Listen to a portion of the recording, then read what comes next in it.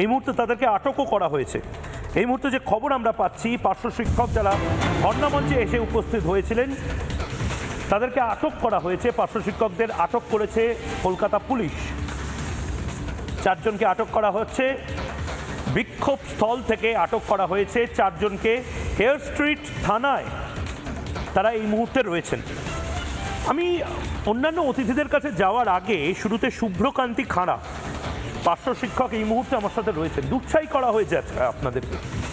আপনারা ধর্ণা মঞ্চে হয়তো গেছিলেন যে মুখ্যমন্ত্রী মমতা বন্দ্যোপাধ্যায় তিনি ধর্ণা দিতে পারেন, হয়তো আপনারা ভেবেছিলেন আপনারাও প্রতিধর্ণা দেবেন ওনার সামনে গিয়ে, কিন্তু দেখলেন তো আলটিমেটলি যে মুখ্যমন্ত্রী মমতা বন্দ্যোপাধ্যায় যেটা এনজয় করতে পারেন বা যে প্রিভিলেজ তৃণমূল কংগ্রেস এনজয় করতে পারে এই বাংলায়, সেটা আপনারা পাবেন না। উল্টে আপনাদের 4 জন প্রতিনিধি এই মুহূর্তে ডিটেন হয়ে পড়ে আছে। কেন গেছিলেন, কেন আপনারা, আপনাদের দাবিটা কি? প্রথমত আমরা এই রাজ্যের পার্শ্ব শিক্ষক, আমরা মানে আপনারা কি কাজ করেন এটা একটু ভেঙে ভেঙে বলুন। আপনারা কি গরু চুরি করেন? না, কয়লা চুরি করেন? শিক্ষকতার কাজ করি আমরা, মানুষ গড়ার কারিগর। কাজটা কি? আমরা শিক্ষকতার কাজ করি। একজন মানে পূর্ণ সময় শিক্ষক যেরকম শিক্ষকতার কাজ করেন, সমস্ত ক্লাস নেন, ছাত্রছাত্রীদের খেয়াল রাখেন, তাদের মান উন্নয়নের কাজ করেন, আমরা পার্শ্ব শিক্ষক হিসাবে সেই একই কাজটাই করি স্কুলে। এবং আজ যে আমরা ওখানে গিয়েছিলাম ওনার সভাকে বানচাল করার জন্য নয়, কিংবা কোনো রকম বিক্ষোভ করার জন্য আমরা যাইনি। শুধুমাত্র আমরা গিয়েছিলাম ওখানে আমাদের ওনার দৃষ্টি আকর্ষণ করার জন্য আমরা ওখানে গিয়েছিলাম, যাতে আমাদের দাবি দাবাগুলো যেটা বহুদিন ধরেই ওনার যে নিজস্ব দপ্তর, আমাদের যে শিক্ষা দপ্তর, যে এসপিডি ম্যাম, ওখানে বিকাশ ভবনে আমরা বহুবার এসপিডি ম্যামের কাছে গেছি। উনি বলেছেন আমাদের এখান থেকে আমরা একটা প্রয়োজনীয় ফাইল নবান্নে পাঠিয়েছি, কিন্তু সেই ফাইলে উনি সই করছেন না, উনি অনুমোদন দিচ্ছেন না। তো এটা যতবার আমরা অবস্থান আন্দোলন করেছি ততবারই ওই একই কথা, আমাদের এই ফাইলের গল্প শোনানো হয়েছে। কুমির ছানার মতো আমাদের ফাইলের গল্প এরকম দেখানো হয়েছে, কিন্তু আদতে আমাদের কোনো রকম মান উন্নয়ন হয়নি, আমাদের কোনো সম্মানের উন্নয়ন হয়নি। আর আমাদের যেভাবে আর্থিক বঞ্চনার মধ্যে আমাদের রেখে দিয়েছে, একটা প্রাইমারি প্যারা টিচারকে 10,000 টাকা আর আপার প্রাইমারি প্যারা টিচারকে মাত্র 13,000 টাকা দেওয়া হয়, এবং দীর্ঘ 8 বছর আমাদের কোনো বেতন বাড়েনি। আর দীর্ঘ 8 বছর পর মাত্র 1,000 টাকা আমাদের বাড়ানো হয়েছে।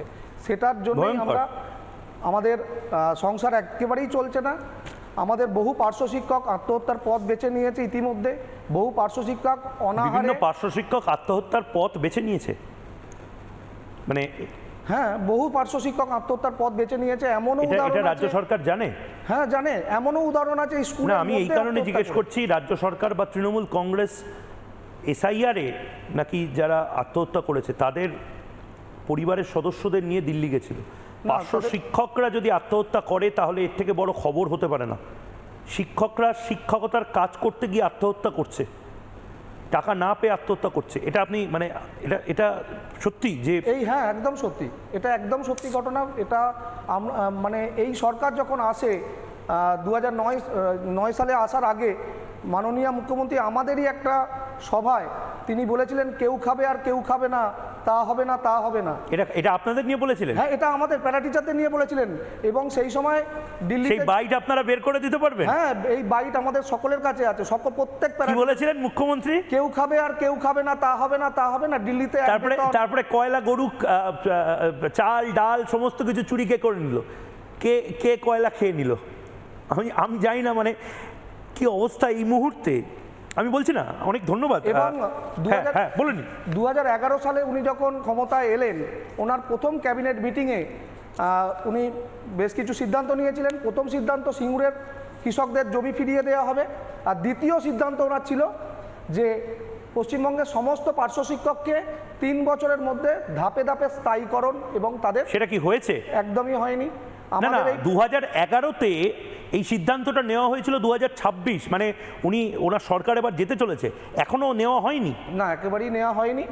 এই দীর্ঘ 8 বছর পর মাত্র আমাদের 1,000 টাকা বেতন বৃদ্ধি করা হয়েছে, যেটা আমাদের আমি দৃষ্টি আকর্ষণ করতে চাই ভিক্ষাসম বেতন বৃদ্ধি 1,000 টাকা, এটা শুভ্রকান্তি বাবু, আমি দৃষ্টি আকর্ষণ করতে চাই, এখানে সজল ঘোষ বসে রয়েছেন বিজেপি মুখপাত্র। সজল বাবু, আমরা দেখেছিলাম স্বরাষ্ট্রমন্ত্রী অমিত শাহ এসে এখানে বলেছেন যে বিজেপি আসার এক মাসের মধ্যে আমরা 7th পে কমিশনের যে মাইনার স্কেল সেটা আমরা করব, তার পাশাপাশি আমরা রিল্যাক্সেশন দেব আরও 5 বছরের সরকারি চাকরিতে, এবং সমস্ত সরকারি চাকরি আমরা শুরু করব। আপনাদের উচিত পার্শ্ব শিক্ষক যারা রয়েছেন তাদেরকেও বার্তা দেওয়া। আমি জানি আপনি হয়তো এখানে বসে নির্দিষ্টভাবে ঘোষণাপত্র বা সংকল্পপত্র হয়তো ঘোষণা করে দিতে পারবেন না, কিন্তু এই ছেলেমেয়েগুলো ঘাট ধাক্কা খেলো আজকে। মমতা বন্দ্যোপাধ্যায় জাস্ট ঘাট ধাক্কা দিয়ে, তৃণমূলের কিছু মাস্তান তারা ঘাট ধাক্কা দিয়ে এদেরকে বের করে দিল।